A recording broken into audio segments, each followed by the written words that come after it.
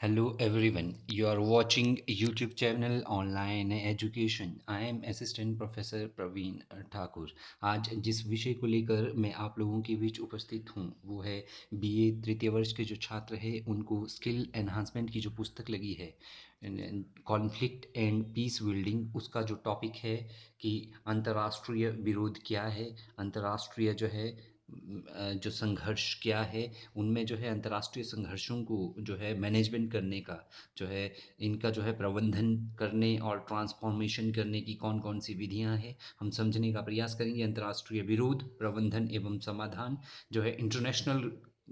Conflict, उनका management किस प्रकार किया जाता है, राज्यों के मध्य रेजोल्यूशन और ट्रांसफॉर्मेशन। तो इसमें हम समझने का प्रयास करेंगे कि अंतर्राष्ट्रीय संघर्ष का प्रबंधन अर्थात अंतर्राष्ट्रीय संघर्षों का जो है, ताकि वो संघर्ष युद्ध तक ना पहुंचे तो उनकी मैनेजमेंट किस प्रकार की जाती है, उनका प्रबंधन किस प्रकार किया जाता है ताकि वो संघर्ष युद्ध तक ना पहुंचे और उन संघर्षों को युद्धों तक पहुंचने से पहले उनको प्रबंध किया जाए, उनका जो है प्रबंधन किया जाए। तो जो प्रबंधन करने की विधियां हैं वो मुख्यतः रेजोल्यूशन है, अर्थात रेजोल्यूशन और ट्रांसफॉर्मेशन के तहत एक जो संघर्ष जो है युद्ध की स्थिति में परिवर्तित हो रहा है उसको युद्ध की स्थिति से जो है उसको हिंसात्मक गतिविधि से उसको जो है सकारात्मक गतिविधि की ओर लाया जाता है, अर्थात एक संघर्ष को युद्ध तक पहुंचने से रोका जाता है। तो इन सभी जो है गतिविधियों के बारे में हम लोग पढ़ेंगे और जानेंगे कि अंतर्राष्ट्रीय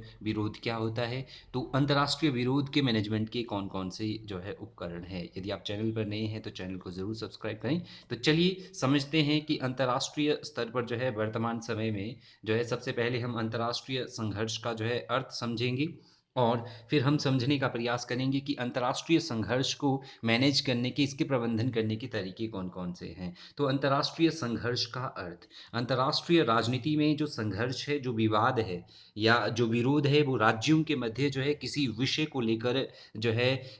जब राज्यों के बीच में जो है सहमति होती है, उनके बीच में किसी विषय को लेकर जो है डिसएग्रीमेंट होता है, तो उस स्थिति को, जो असहमति की स्थिति है, चाहे वो असहमति उनमें जो है सीमा विवाद को लेकर है, उनके बीच जो है सीमा विवाद को लेकर कोई असहमति है, जैसे भारत और पाकिस्तान के बीच जो है जो कारगिल का युद्ध हुआ था वो सीमा विवाद को लेकर ही हुआ था, तो उस संघर्ष को मैनेज नहीं कर पाए इसलिए वो युद्ध तक पहुंच गया। इसके अलावा यह सहमति राजनीतिक समझौतों को लेकर भी हो सकती है, आर्थिक समझौतों को लेकर भी हो सकती है। तो इस जो है स्थिति को अंतर्राष्ट्रीय संघर्ष कहा जाता है, जब राज्यों के बीच किसी विषय को लेकर, क्योंकि प्रत्येक राज्य का जो है उद्देश्य अंतर्राष्ट्रीय स्तर पर अपने राष्ट्र हितों की पूर्ति करना होता है। तो यह स्थिति कब उत्पन्न होती है, कौन सी स्थिति, राज्यों के बीच किसी विषय को लेकर असहमति, उनके बीच किसी विषय को लेकर यह असहमति तब पैदा होती है जब जो है प्रत्येक राज्य, जब राज्य ऐसा कार्य जो है करना चाहते हैं, अर्थात जब राज्य ऐसा कार्य करना चाहते हैं जो परस्पर जो है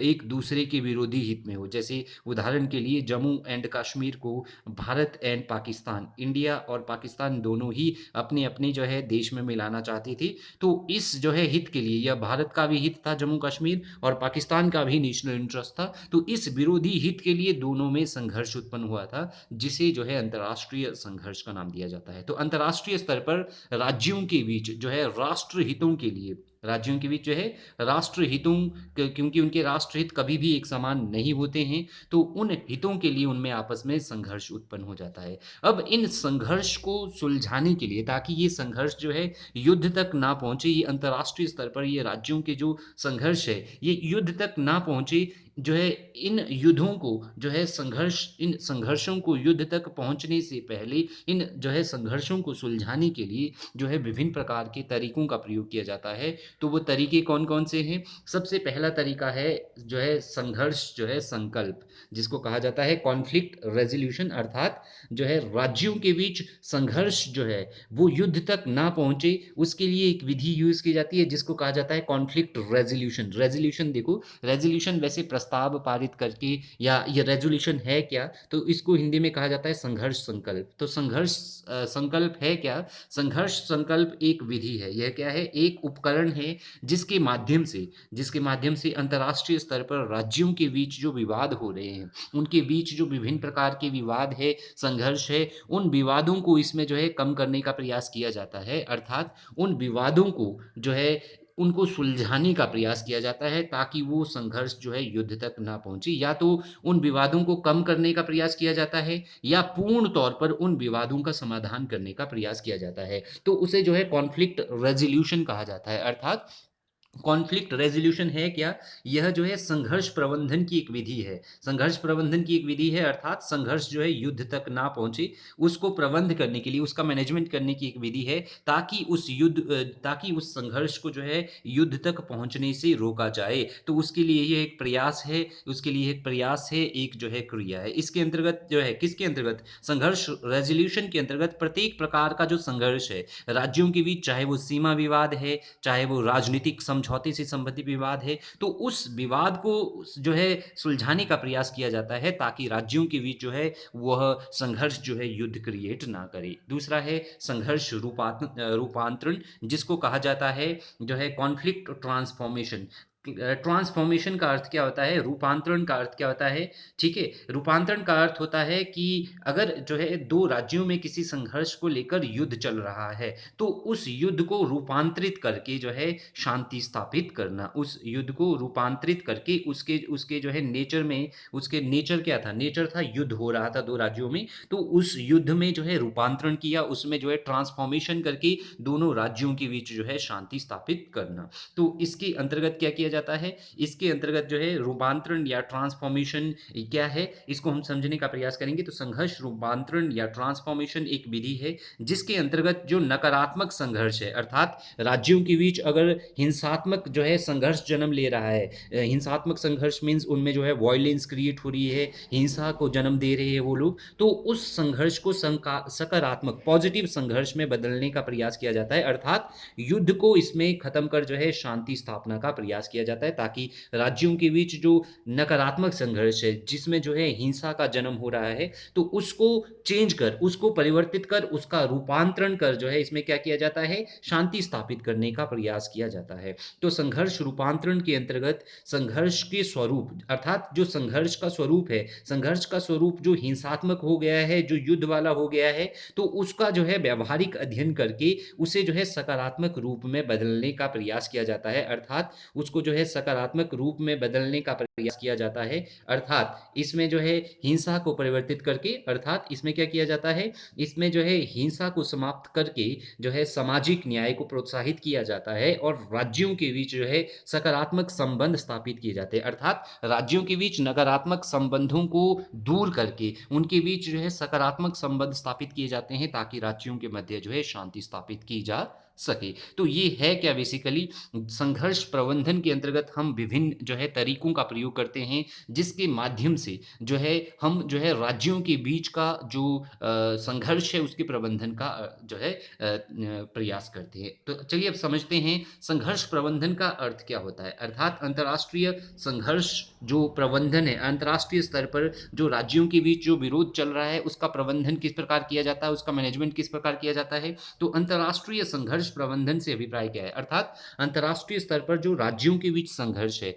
उसके प्रबंधन का, उसके मैनेजमेंट का अभिप्राय क्या है? उसका अर्थ यह है कि अंतर्राष्ट्रीय स्तर पर राज्यों के मध्य संघर्षों को कम करना। अर्थात अंतर्राष्ट्रीय स्तर पर संघर्ष प्रबंधन का पहला अर्थ क्या है कि अंतर्राष्ट्रीय स्तर पर राज्यों के बीच जो संघर्ष है उसको कम करना, या उस संघर्ष के लिए राज्यों के बीच जिस विषय को लेकर आपस में विवाद है, जिस विषय को लेकर उनमें आपस में असहमति है, चाहे वो सीमा विवाद हो, चाहे वो राजनीतिक समझौता है, तो उस संघर्ष को, ताकि वो संघर्ष युद्ध तक ना पहुंचे, उस संघर्ष को कम करने या उसको सुलझाने के लिए जो है राजनीतिक, वैधानिक या अंतर्राष्ट्रीय व्यवस्था या अंतर्राष्ट्रीय संस्थाओं के माध्यम से, या राजनीतिक समझौता करके, या वैधानिक तौर पर कानून बनाकर, या इंटरनेशनल सिस्टम के द्वारा, जैसे अंतर्राष्ट्रीय संस्थाओं, जैसे इंटरनेशनल कोर्ट ऑफ जस्टिस है, यूएनओ की जो ऑर्गेनाइजेशन है, अंतर्राष्ट्रीय संस्था है, अंतर्राष्ट्रीय न्यायालय, तो उसके द्वारा राज्यों के बीच के जो संघर्ष है, उन संघर्षों को सुलझाने का प्रयास किया जाता है। तो अंतर्राष्ट्रीय संघर्ष प्रबंधन में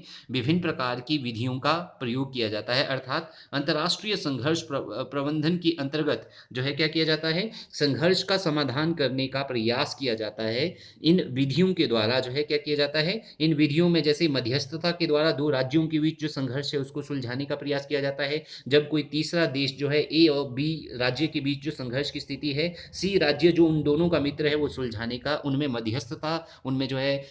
समझौता करने का प्रयास करता है। इसके अलावा सुलह करके जो है राज्यों में जिस विषय को लेकर विवाद है उसके लिए जो है उनमें सुलह करवाकर या पंच निर्णय के द्वारा या न्यायिक उपाय के द्वारा, अर्थात जो है इंटरनेशनल कोर्ट ऑफ जस्टिस के द्वारा जो है न्याय दिलाकर या राजनीतिक समझौतों द्वारा जो है इनको सुलझाने का प्रयास किया जाता है। तो चलिए अब समझते हैं संघर्ष प्रबंधन के, अर्थात संघर्ष प्रबंधन या जो है कॉन्फ्लिक्ट रेजोल्यूशन या कॉन्फ्लिक्ट जो है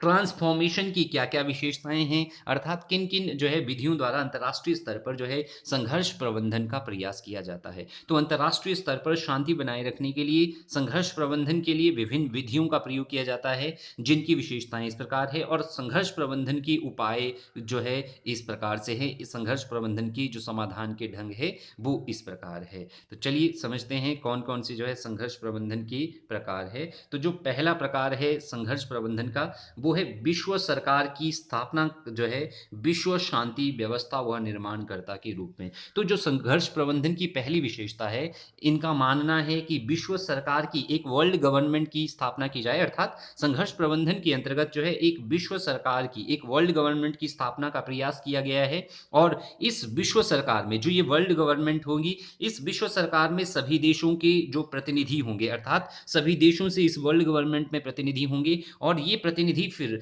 जो है ये प्रतिनिधि जो देश है, इन देशों के बीच में जो है आपस के जो झगड़े हैं, जो संघर्ष है, उन संघर्षों को जो है बातचीत के माध्यम से विश्व सरकार के द्वारा सुलझाकर इनके बीच के संघर्षों को युद्धों तक पहुंचने से रोका जाएगा, ताकि जो है विश्व सरकार की स्थापना क्यों की गई है, राज्यों के बीच जो संघर्ष है उनको जो है शांतिपूर्ण तरीके से सुलझाया जा सके। इस प्रकार युद्धों को समाप्त करके, अर्थात विश्व सरकार में क्योंकि सभी देशों के प्रतिनिधि है, तो सभी देशों के प्रतिनिधि जो है आपस में मिलकर जो है क्या करेंगे, युद्ध को सुलझाने का प्रयास करेंगे। तो यह सरकार क्या करने की कोशिश करेगी, यह विश्व शांति की स्थापना करेगी और राज्यों के बीच जो है व्यवस्था बनाए रखेगी, अर्थात राज्यों के बीच जो है यह शांति व्यवस्था बनाए रखेगी यह सरकार, ताकि जो है राज्यों के बीच जो है विश्व सरकार के द्वारा राज्यों के बीच जो है हिंसात्मक संघर्षों को, अर्थात जो संघर्ष जो है हिंसा को जन्म दे रहे हैं, अव्यवस्था को जन्म दे रहे हैं, उन संघर्षों को रूपांतरित कर, उन संघर्षों को ट्रांसफॉर्म करके जो है शांति स्थापित करने का प्रयास जो है करेगी, शांति स्थापित करने का प्रयास करेगी।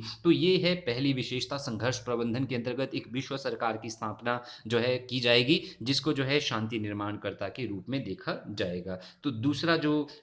विशेषता है संघर्ष प्रबंधन की, वो है विश्व सरकार या प्रभुसत्ताधारी राष्ट्र की व्यवस्था की विकल्प के रूप में, अर्थात विश्व सरकार की जो स्थापना करके जो है उसको एक प्रभुसत्ताधारी राष्ट्र व्यवस्था की अल्टरनेटिव के रूप में देखा जाएगा, अर्थात यह विश्व सरकार क्या करेगी, जो वर्तमान प्रभुसत्ता संपन्न जो राज्य है उनके व्यवहार को इस प्रकार नियंत्रित करेगी ताकि एक राज्य का व्यवहार दूसरे राज्य की सीमा में हस्तक्षेप ना करे, दूसरे राज्य के व्यवहार को जो है कोई नुकसान ना पहुंचाए। तो संघर्ष प्रबंधन के अंतर्गत जो है विश्व सरकार की स्थापना करके, अर्थात विश्व सरकार की स्थापना करके क्या प्रयास किया जाता है, विश्व सरकार की स्थापना करके वर्तमान राष्ट्र व्यवस्था में राज्यों के जो अनावश्यक झगड़े हैं, अर्थात राज्य जो छोटी-छोटी चीज़ों के लिए अनावश्यक तौर पर जो युद्ध करते रहते हैं, झगड़े करते रहते हैं, उनको सुलझाने का एक प्रयास करेगी, अर्थात विश्व सरकार को एक अल्टरनेटिव के रूप में देखा गया है, एक ऑप्शन के रूप में देखा गया है कि वो वर्तमान समय में राज्यों के बीच शांति व्यवस्था और सुरक्षा को स्थापित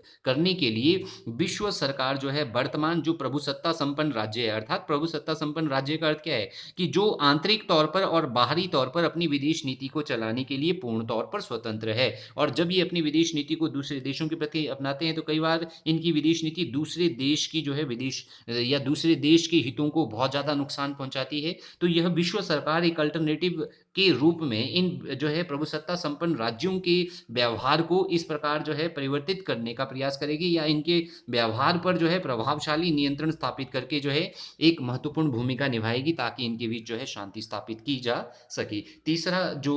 विशेषता है संघर्ष प्रबंधन की, वो है विश्व सरकार एक अंतर्राष्ट्रीय स्तर पर जो है राज्यों के बीच शक्ति प्रबंधन की एक आदर्श व्यवस्था। अर्थात अंतर्राष्ट्रीय जो है स्तर पर संघर्ष प्रबंधन की तीसरी विशेषता है कि विश्व सरकार की स्थापना करके अंतर्राष्ट्रीय स्तर पर जो राज्यों के बीच जो शक्ति संघर्ष है, उस शक्ति संघर्ष का प्रबंधन किया जाए। अर्थात जो है अंतर्राष्ट्रीय स्तर पर राज्यों के बीच के संघर्षों का प्रबंधन किया जाए, उन संघर्षों का रूपांतरण किया जाए, रूपांतरण मीन्स ट्रांसफॉर्मेशन किया जाए।